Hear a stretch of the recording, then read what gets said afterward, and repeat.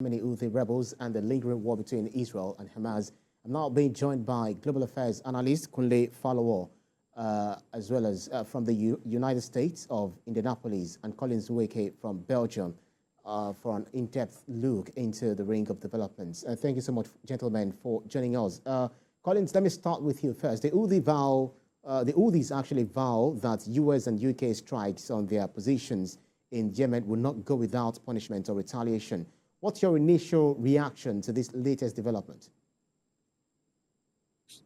My initial reaction is that obviously there is a need here to guide against escalation.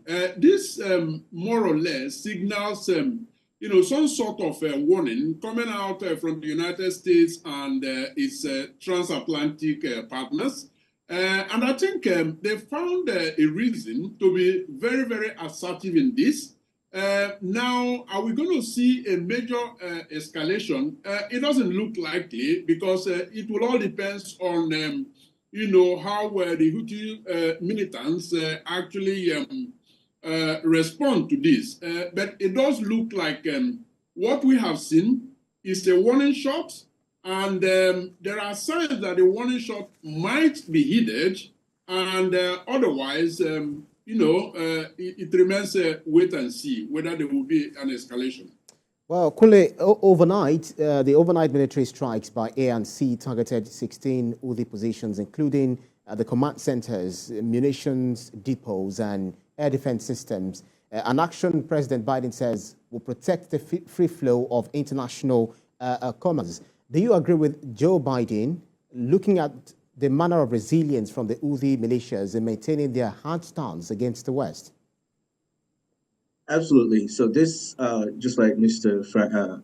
Collins rightly said, this is very essential that this warning shall be utilized because it's very necessary. Don't let us forget that the Houthis have been positioning themselves in the Red Sea, and that region is essential for commercial activities for a lot of advanced countries, not just in the United States, also allies. We're talking about the United Kingdom, Australia, and some other countries. If you look at the scale of the attacks that the Yemeni-backed and the Iranian-backed Houthi rebels have been orchestrating in the Red Sea, it's quite alarming, and this will have a crippling effect on the commerce and economic activities of every country. I'm talking about UK, United States, Australia, and other countries, and that would be prices of commodities will skyrocket because those commercial area, if peradventure they have to divert their shipping routes from the Red Sea to other parts of other areas, that would mean that those international companies will bear the cost. And at the end of the day, ordinary civilians and regular Americans and people in the UK will always, at the end of the day, will pay for the price with the high prices, and that will shut up inflation. So it's an economic necessity and also a political statement for the Houthi rebels to desist.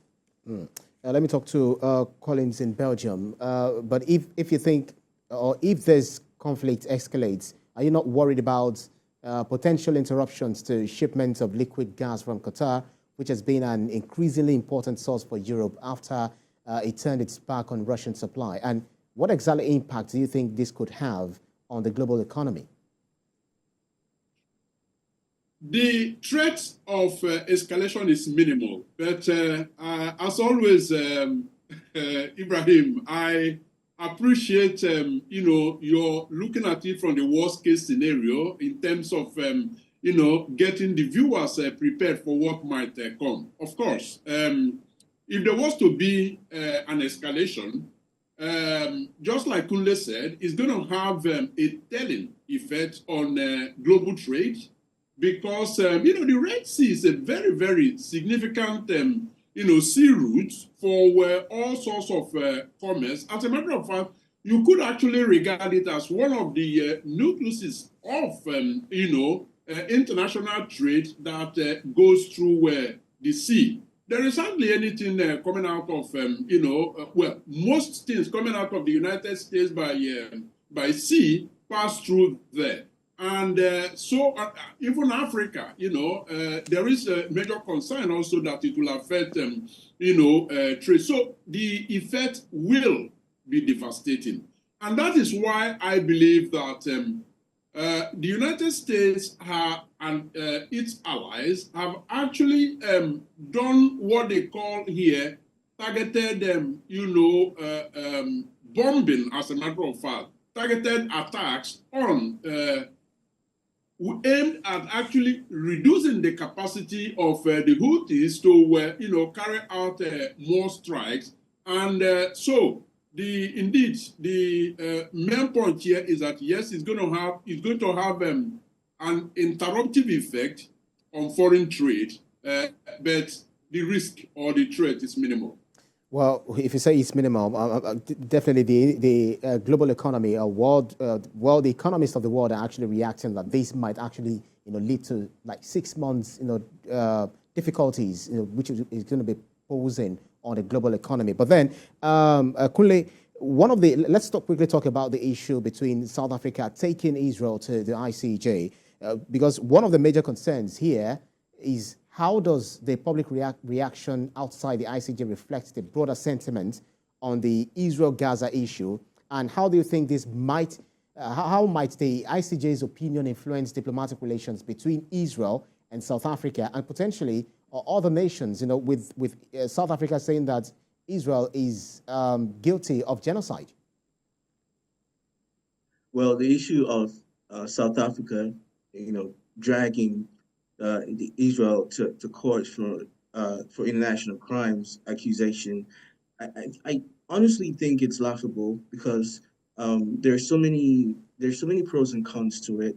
But I would say that if you look at the facts and the statistics, when the militant group came to Israel and abducted, kidnapped, and killed 1,200 people in broad daylight, the entire world was shocked.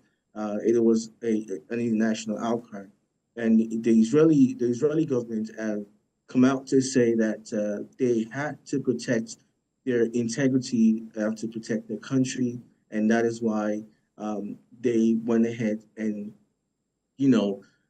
did they came back to attack, did what they did. But nonetheless, for South Africa to drag Israel to court, I think it's more of a misplaced priority, because what we need to be doing right now is to mitigate and ensure that we find a lasting solution to the war, right? And then we could talk about some other things. But right now, that seems not to be the solution. That's right.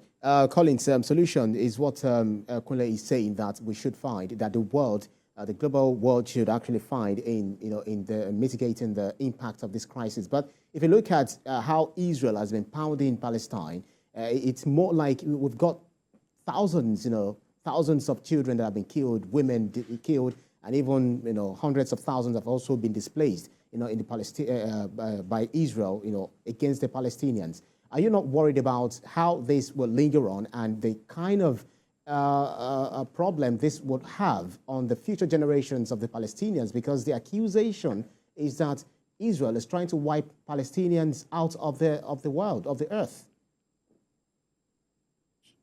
There are reasons to worry, and there is also enough blame to go around. That South Africa has chosen to take Israel to court is a symbolical action. How far that will go remains to be seen. But is it a necessity? Absolutely. Because like you pointed out, Ibrahim, this is a war that is being prosecuted disproportionately. I mean, one life lost anywhere is one too much. So while we condemn indeed, Hamas for taking 1,200 lives, I think it is equally condemnable for Israel to actually be bombarding innocent targets. And that has to be condemned. And indeed, if South Africa is within their international rights to take them to court, so be it, because we need to realize one thing, and that is that Israel, fearing that it will be isolated by the rest of the world, will actually have an impact in how it goes further with its indiscriminate killing. So South Africa firing the starting shot, I think it's a good thing. And if you ask me, I believe that it is necessary that other countries actually join in, not only in condemning Israel, but as well as filing a suit against them for the violation that they have meted at. Now, let's also look at the other issue that you raised, which is wiping Palestine out of the face of the earth. Well, do that very quickly because of our time. We have just a few seconds to do that. Indeed, it's an ideology. I think it is a misplaced priority to think that Hamas as an ideology is something that you can just wipe out that way. No, it will spring up more and more in the future. Most definitely. Well, what the world wants to see, because I can remember we talked so much about the Russia-Ukraine war. Now it's the Israel-Palestinian. Even the Russia-Ukraine war is still, really ongoing. But then we'll see how the world, come to on a roundtable to ensuring the formidable peace. Kunle Falowo, Global Affairs Analyst, who joined us from Indianapolis, and Collins Weke, also a Global Affairs Analyst from Belgium. Thank you so much indeed for joining us, for your keenness of insight. Thank you so much. My pleasure. I agree with you.